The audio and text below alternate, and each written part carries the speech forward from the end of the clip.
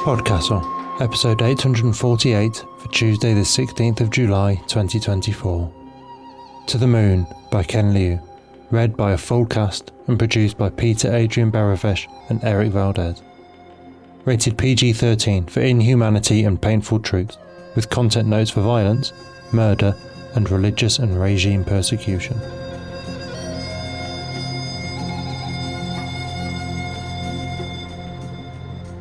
Good morning, good day, good afternoon and good evening, and welcome to PodCastle, the flying castle of fantasy fiction. I'm your host, Matt Dovey, and it is my pleasure to present, once again, To the Moon by Ken Liu, narrated by a full cast of Curtis C. Chen, Dagny Paul, Eleanor R. Wood, Stephanie Cox, Wilson Fowley, myself, Jen R. Albert, Adrian Behravesh, Summer Fletcher and Craig Jackson. This story is a tale from the vaults, first run as episode 537 in August 2018 and originally published in Fireside before that, 2012. Ken Liu is an author of speculative fiction as well as a translator, lawyer and programmer. A winner of the Nebula, Hugo and World Fantasy Awards for The Paper Menagerie, the first story to win all three, he is also the author of The Dandelion Dynasty, a silkpunk epic fantasy series in 4 books starting with The Grace of Kings, as well as 2 collections, The Paper Menagerie and Other Stories, and The Hidden Girl and Other Stories. He also wrote the Star Wars novel The Legends of Luke Skywalker in 2017. In addition to his original fiction, Ken has also translated numerous works from Chinese to English, including The Three-Body Problem by Liu Cixin and Folding Beijing by Hao Jingfang, both Hugo winners. Your narrators are many and multitudinous for this recording, and I would double the length of this episode if I tried to read all the bios, so if you want to know any more about the names I'm about to list again, pop over to podcastle.org to find the story post and read them there. Once again, your narrators today are Curtis C. Chen, Dagny Paul, Eleanor R. Wood, Stephanie Cox, Wilson Fowley, myself, Matt Dovey, Jen R. Albert, Adrian Behravesh, Summer Fletcher and Craig Jackson. And now pay attention, for our tale is about to begin, and we've made sure it's the one you expect to hear.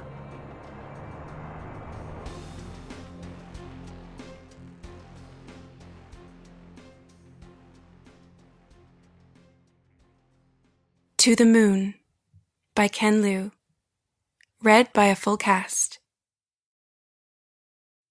Long ago, when you were just a baby, we went to the moon. Summer nights in Beijing were brutal, hot, muggy, the air thick as the puddles left on the road after a shower, covered in iridescent patches of gasoline. We felt like dumplings being steamed slowly inside the room we were renting. There was nowhere to go. Outside, the sidewalk was filled with the droning of air conditioners from neighbors who had them, and the cackling of TVs at full volume from neighbors who hadn't. Add your crying to the mix, and it was enough to drive anyone crazy.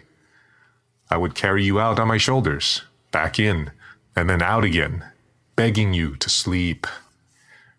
One night, I returned home after another day of fruitless petitioning at the Palace of Mandarins, having gotten no closer to avenging your mother. You sensed my anger and despair and cried heartily in sympathy. The world seemed so oppressive and dark that I wanted to join you, join the sound and the fury that filled the mad world. Then the moon passed low overhead, ripe, golden, round, like a schaubing fresh out of the oven, and I tied you to my back with one of the scarves your mother left behind, and began to climb the pagoda tree by the side of the road that somehow survived all the construction and reconstruction, all the road widening and demolition, all the pollution and apathy. The climb was long and arduous. The moon seemed close from the ground, but it kept on receding as we progressed up the tree. We had to climb through clouds, through flocks of wild starlings and sparrows, through wind and rain that threatened to tear us from the tree, until finally we were at the very tip of the tallest swaying branch. And then Just as the moon passed right overhead, I reached up and hoisted us onto it. It was wonderful on the moon. Cool air, clean skies, as quiet as a library. You stopped crying as soon as we landed, looking around with your eyes wide open like when we first got to Beijing, and you saw all those cars for the first time. The moon people were beautiful and polite. The women wore dresses that flowed and shimmered like water, and the men walked in shoes that gleamed and shone like the paint on new cars. Everyone spoke like they were poets from the Tang Dynasty. In tea houses made of green jade and white nephrite, they drank tea brewed from dew and whispered and laughed at each other's wit. They ate cakes flavored with sweet osmanthus, prepared by the goddess Chang'e herself. Even the walls felt cool to the touch, and you could see why they didn't need anything as unrefined as air conditioning. But they were also haughty. They didn't want us to be there, poor peasants from the countryside. They thought we didn't belong. We were loud and made the place dirty. "Why don't you go home?" they asked. So, we had to find ways to trick them. Sally Rush smiled uneasily at her client. The Chinese man across the coffee shop table was in his 40s, short and wiry frame, blue dress shirt wrinkled and faded from too many washes, shoes scuffed beyond hope. His unkempt hair was turning white in patches, and he didn't bother shaving off the straggly wisps on his upper lips and chin. The coffee on the table remained black and untouched while he drank tea from a thermos. Wen Chao Zhang looked like he had just gotten off the boat, but the way he appraised her was cool, calm, calculated. Sally looked into his dark brown eyes and expressionless face. She didn't want to sound racist, but she found him inscrutable. His daughter, a girl of about 6, sat next to him. Sally smiled at her, and the child smiled back, her eyes wide open with curiosity. In contrast to the father's impenetrable face, Sally thought she could read every thought that went through the girl's head. She held out her hand, but Wen Chao ignored it, continuing to scrutinize her. Maybe he doesn't know English well, she thought. She turned to the girl. "Hi," she said. "I'm Sally. I'll be helping you and your dad. I'm your lawyer." "Hello," the girl said. And she blushed so that Sally knew she thought Sally was pretty. "You can call me Vinny."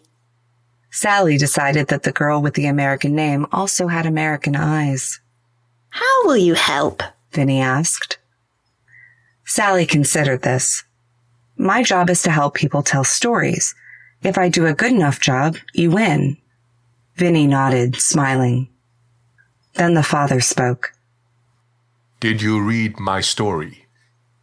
His accent was heavy, but she had no trouble understanding him. He spoke carefully and calmly, with no hint of desperation. "Yes," Sally said. His story had shocked her, outraged her, and she found herself slightly disappointed that he didn't seem more, heroic, didn't carry the signs of his suffering more visibly. She wanted to save him, this courageous little Chinese man who had given up so much for his faith, for freedom. "You're very brave," she added.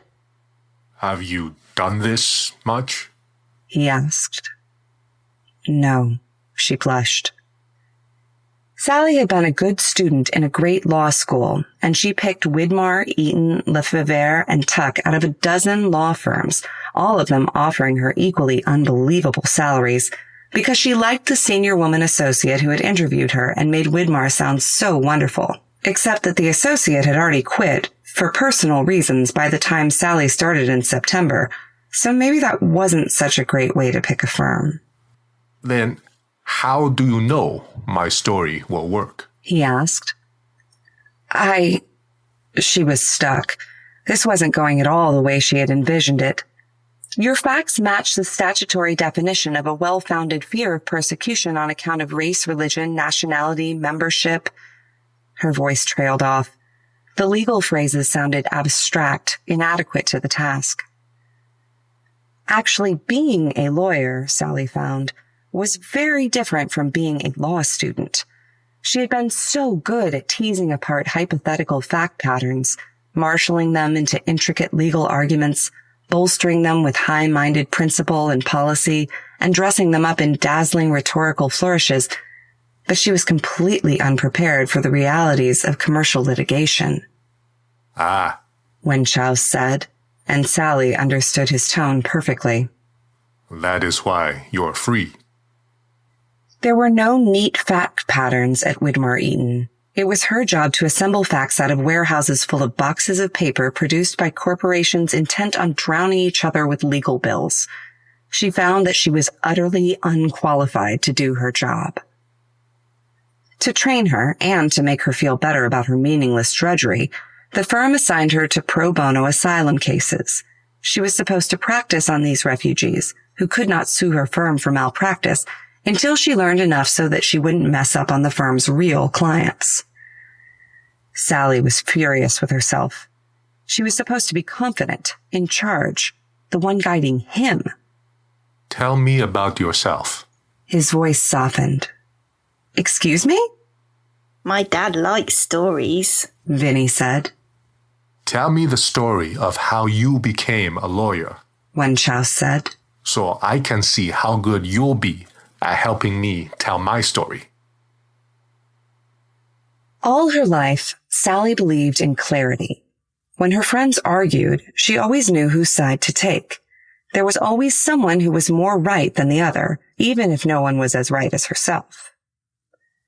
When she was 10, she saw the maid, Louisa, packing away some of the leftovers from dinner into her purse. Please, Louisa begged. it's for my daughter. Louisa showed Sally a picture of a little girl about Sally's age. The girl in the picture had dark hair and dark eyes, and she wasn't smiling at the camera. She gets hungry at night. Please don't tell your father. When Sally informed her father of what she had found, he looked both embarrassed and sad. If you saw the little girl going hungry, He asked Sally. would you not share your dinner with her? Of course I would. Her father looked relieved. That's good. He seemed to think the discussion was over. You have to let Louisa go, she said. It doesn't matter if I might choose to share my dinner. Stealing is wrong. He looked startled. Then gently, he tried to reason with her. Sometimes it's hard to tell what is really right, and we have to do what feels true. No, she said. It's always possible to tell what is right by following the rules. I'll fight as hard as I can for you, Sally said. But with your story, the officer will have to do the right thing. It's the law. Wenchao smiled at her for the first time. You have strong beliefs. Not as strong as yours. Sally had spent 2 whole days prepping for Wenchao's interview at the Joanne Austin Federal Building. She read through everything in his application packet multiple times until she could practically recite his story from memory. She was just about to launch into a lecture about the state of human rights abuses in the People's Republic of China, about religious oppression and the importance of freedom, when the asylum officer shook his head and told her to stop. He has to tell his own story. He was blonde, pale, and bored. Tensely, Sally watched his face, seeking any hint of Wenchao's chances. Begin. He said to Wenchao. In order to not be found, we hid in the shadows of the moon's craters. Sometimes we buried ourselves in the dust to blend in. But one day, Monkey, the greatest of heroes, came to us. "What are you doing?" he asked. "Are you a man or a worm?" "If they find me," I said, "they'll send me away." The people of the moon did not like it when people from the earth decided to stay on their own, even if they were willing to polish the jade floors and wash the silk dresses. the sort of work that no one from the moon wanted to do. They preferred to only invite people from the earth that they deemed worthy, one way or another. "No one knows you here," Monkey said. "You can be whoever you want." That was easy for Monkey to say. He had studied with the greatest Buddhist monks and Taoist sages. He knew 81 transformations and overcame 81 demons on his trip to visit the Buddha. He could pick a single hair from his body and turn it into a weapon. "Not all of us can be like you," I tried to explain. "You defied 100,000 soldiers of the Jade Emperor. You freed yourself after 1,000 years of imprisonment under a mountain. But me, I'm just a weak man trying to do the best for his little girl." "Nonsense," Monkey said. "All those stories about me? They're just stories. Why not tell a story of your own?" It is hard to be a Christian in China. Impossible, almost. Pastor Chen smuggled in our Bibles on the bottom of his suitcase by covering them with a layer of Louis Vuitton bags. The customs agent opened the suitcase, laughed, and kept a few of the purses for himself, and then waved him through. Can you obtain an affidavit from Pastor Chen? I cannot. I don't know where he is now. Where was I? Oh, right. For 3 years, we, the congregation of the village of Sangulu, prayed in the basement of Pastor Chen's house, and we saved until we had enough to build our church. We did as much of the work as possible ourselves. It was a modest structure, brick walls, concrete floor, a wooden steeple my uncle carved by hand, ink paintings of the scenes from the life of Christ done by my wife. And all of us took turns whitewashing it till it looked just like the American churches we saw on TV. The floor was uneven and the benches inside were hard and plain, but it was a house of the Lord. When it was done, my wife and I and Pastor Chen and the whole congregation stood and looked at it, and we were so proud. My wife held our daughter, not even a month old then, and showed her the place where she would come to know God. What was the date on which construction was completed? It's in the folder. I want you to tell me the date. Don't look in the folder. March 15th, 6 years ago. Do you have any proof? There's a picture in the folder with the date on it. On the 3rd day after it was complete, 3 black jeeps drove into the village and stopped in front of the church, and men wearing dark glasses jumped out of them.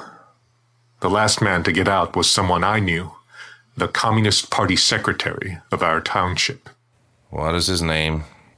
Guojia, I can write it out for you. "What is this?" he asked, glancing at the church contemptuously. "A house?" Pastor Chen said. The party secretary took off his dark glasses and looked at him. "You are the cult leader, aren't you?" Standing straight and proud, Pastor Chen nodded. "I believe in Christ." The party secretary laughed, and his men took out sledgehammers, crowbars, cans of gasoline. Pastor Chen tried to block their path to the church. "The Constitution of the People's Republic guarantees religious—" One of the men punched him in the stomach, and Pastor Chen was on the ground, gasping. The man walked closer and kicked him in the head. "The Constitution does not shield illegal cults," the party secretary said. The men attacked our church, tearing apart its walls, smashing the windows, cracking the concrete floor, and pouring gasoline over everything. One went around to tear my wife's paintings of Christ into scraps of paper. "Stop!" my wife shouted. She handed our baby to a neighbor, jumped on the back of the man with the gasoline can, and tried to scratch his eyes out. He screamed and threw her off, turned around and stomped his boot down on her stomach. She gurgled and remained still. Her death certificate is in the file. I went crazy then. I got one good punch in before all the others fell on me, and all I remember was a lot of pain, and then nothing. I woke up in the township hospital. I had 6 broken ribs, 2 broken legs and a broken arm, a punctured lung, and a concussion. Do you have any evidence of this? A hospital bill, medical reports? No, nothing like that. Can you get it from the hospital? The town government runs the hospital. If I try to ask them for evidence, they will laugh at me and then lock me in the psychiatry department. You have to provide some proof. I can show you the scars. Here, I'll lift my shirt. Sally, are you all right? It's okay. It doesn't hurt anymore. Stop that. Pull your shirt down. These scars don't have dates. They cannot be authenticated. Working late? Jordan Cameron, a partner known for not being an asshole to young associates, stuck his head inside Sally's office. My pro bono case. We have to go back for another hearing this week. Asylum? Sally nodded. Cameron came in and sat down across the desk. May I? Sally slid the file over to him. Cameron flipped through the papers quickly but methodically. His expression never changed. What do you think? Sally asked, swallowing nervously. He shrugged. Standard story. It's pretty good, but not great. There's not much you can do. Don't stress over it. Cameron saw Sally's face and sighed. If they're from Africa, the men always say that they're escaping genocide, and the women always say that soldiers want to rape them and mutilate their genitals. If they're from Central America, they're always running from gangs entwined with the police. If they're from China, the women are always being forced to have abortions by the government, and the men are always Christians or dissidents. These things happened, Sally said. She was so angry that she forgot that she was raising her voice with a partner. They're not just stories. Yes, to someone, but not necessarily your client. Sally bit her lips to stop herself from saying something she would regret. Cameron stood up. Go home, Sally. All asylum applicants lie, and you don't want to examine their stories too closely. Even if some horrible things did happen to them, they have to compete with the stories told by economic immigrants who want to avoid deportation by lying. So they embellish their stories with more terrible details, sculpt them in ways they think we want, and we believe them because their stories confirm for us how orderly, how safe, and how much better we are than the rest of the world. They assure us that we're still exceptional. Sally drove along the road, anxiously watching the small dot on her GPS. She stopped in front of an old triple-decker badly in need of a new coat of paint. There was no answer to the doorbell, but when she leaned her ear against the door, she could hear voices behind it. She tried the doorknob. It twisted with a creak, and the door opened. The first-floor apartment door was open, and through it she could see that the living room was filled with chattering Chinese people sitting around a stack of paper boxes in the center, on a stained and tattered couch, on metal folding chairs, on the floor. Some of the talk was in English, and Sally caught a few stray phrases. Memorize the dates. Say that he was a communist. They want that. 1 is too few. 3 abortions. The chatter died down as one by one the gathering turned to look at her. Sally saw that many had folders full of papers in front of them. The shape and color of the folders were familiar to her. Wen Chao got up from behind the crowd and wordlessly took Sally by her elbow. They went outside, closing the door behind them. You mean the stories aren't true? I asked. Monkey, the rebel who never gave up, the adventurer who always had more fight in him, laughed, loud and long, like the song of a summer cicada. The moon people on the jade pavilions on the horizon looked over in our direction in annoyance. When I was a boy, I said, Your stories made me believe that anything was possible. I want to tell your stories to my daughter, so that she would also have hope. I showed you, all bundled up and asleep, to Monkey. But now you're telling me that the stories were lies. I didn't say that, Monkey said. Stories, all stories, are true only when you believe them to be true. I don't understand. Look at the people of the moon, Monkey said. He pointed to the small figures of the beautifully dressed men and women drinking jasmine tea and reciting poetry in the distance. They claim to be descended from the immortals of Penglai and the sages of Xu. Look how proud they are of their poetry, of their art, of their exalted land. They're indeed exceptional. They are because they believe themselves to be. I looked at Monkey, not understanding. How do you think they came to be on the moon? I shook my head. Monkey laughed again. You're not the first to climb up the pagoda tree, and you won't be the last. You're not the first to tell a story about yourself, and you won't be the last. Welcome to the moon, a land of tricksters, storytellers, hustlers, dreamers, and liars. You're the ones who make this place so wondrous. He nodded at you then, still asleep in my arms. Your story will be true when she believes it to be true. We help each other. To lie? Sally was beside herself. How could you? They were sitting together side by side on a bench in a small park. Wen Chao looked at her. We're just trying to play by the rules.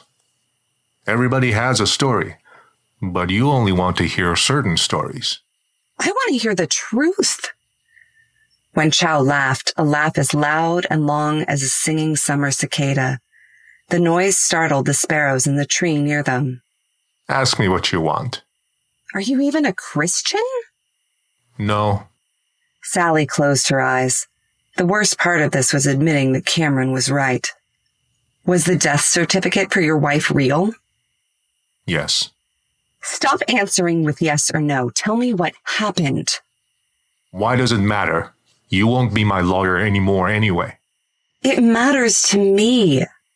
Wen Chao took a drag on his cigarette. That picture of the church you saw was real. Only it wasn't a church. It was the house I built for my wife and new daughter. Sally shook her head in confusion. I've always liked the way small churches looked in American movies. So safe and clean. I thought, why not build a house like that? But then some Taiwanese developers wanted the land my house was on for a new factory, and the party secretary came to me and told me to leave. I refused. He told me that the land didn't belong to me anyway. It always belonged to the people. And he was speaking for the people. Everything else I told you was true. They came to smash up my house, and they killed my wife. The scars I showed you were real. After I got out of the hospital, I went to court, and the judge laughed in my face and put me in jail.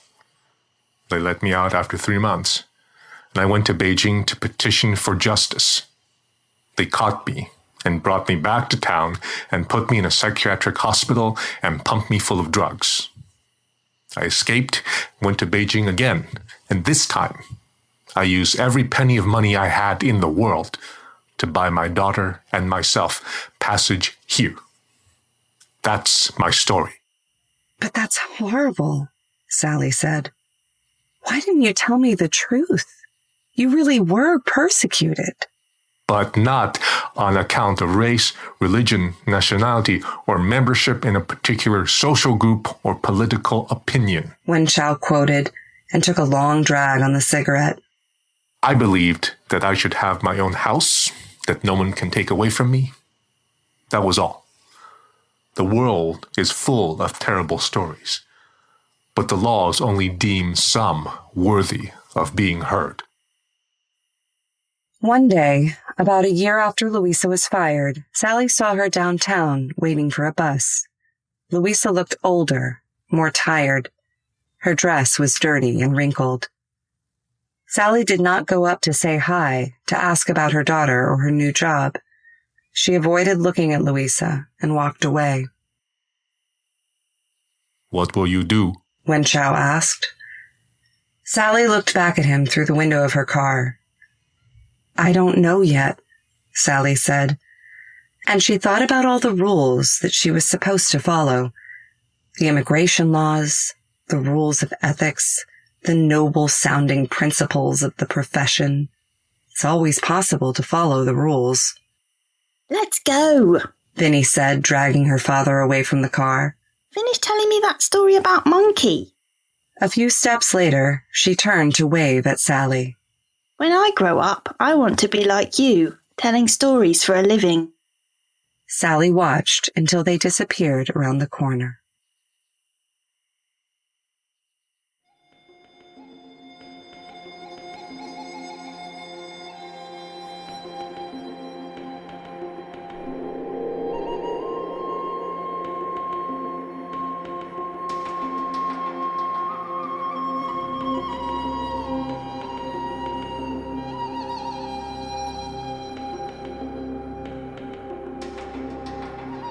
And welcome back. That was To the Moon by Ken Liu, and if you enjoyed that, then there is a world of wonder waiting for you, my friend. Primarily the aforementioned multi-award winning The Paper Menagerie, which reran as episode 165, was voted by listeners our best story from our first 10 years and will break your heart. But also 148, State Change, 290, Maxwell's Demon, 298, The Shadowcrafter, 318, The MSG Golem, and 359, The Litigatrix. There's also another 7 episodes on Escape Pod. I'd recommend 407 there, Mono no Aware, and one on Pseudopod too. Then the collections. Then the novels. Ken is, indeed, one of those rare people whose prolific output is matched only by the sheer quality of that output. He's truly a marvel. Ken sent us this simple note for To the Moon back in the day. I worked on asylum cases as a young lawyer, and the courage of those who would do all they could to secure the future for their children will always inspire me. Thank you, Ken.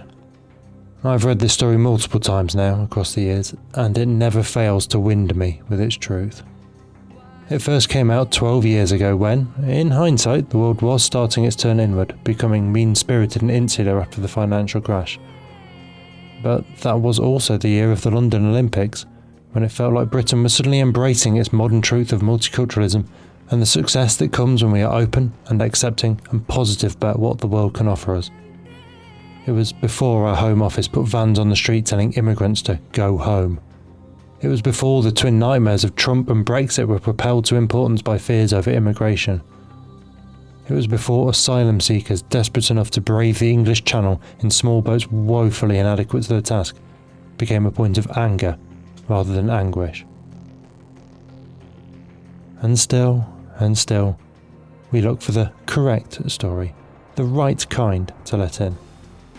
The Ukrainian war is, absolutely, a tragedy and a travesty, and offering solace and refuge to those displaced by it is a moral imperative and an absolute good. But my goodness, it is difficult to see the willingness of this country to invite Ukrainian refugees in, while asserting that the dead Syrian children that washed up on our beaches in the years before were a shame, really, a terrible shame, but what can you do? May as well send the parents back now, I suppose. I wonder what the difference between refugees from those two countries might be, to engender such different responses. To the Moon first came out in 2012, and though that may have been before the political and cultural environment turned so toxic for people fleeing war, death and torture, every passing year has only proven it more truthful.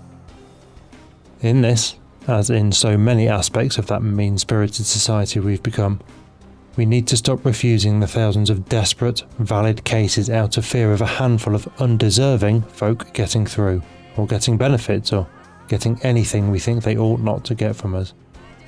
It is, undoubtedly, immoral to take advantage of the charity of others to get something you don't need at the expense of someone who does. But it is surely more immoral by far to think that trying to block that is important enough to turn away even one person who needed your help when you were able to give it. There will always be people who will try to take advantage, and you will not ever stop them. The choice, then, is whether you let their cold nature drag you down and leave the whole world shivering in resentful solitude, or whether you fight to keep your generosity, your optimism, and your good work. Whether you value no one suffering more than nothing you didn't earn.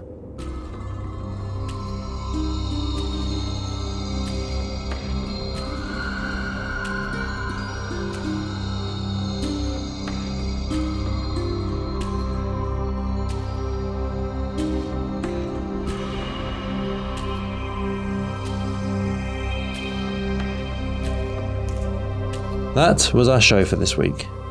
On behalf of everyone at PodCastle, your co-editors Shingai Enjorikagunda and Eleanor R. Wood, assistant editor Caitlin Tavanovich, audio engineers Devin Martin and Eric Valdes, and our many wonderful first readers, Andrew Cahoe, Craig Jackson, Amalia Harrington, Julia Patt, Kieran Corsaini, Ryan Cole, Sarah S. Messenger, Shrikripa Krishna Prasad, Tava Nova, Tierney Bailey, Zeev Witties, and myself, Matt Dovey.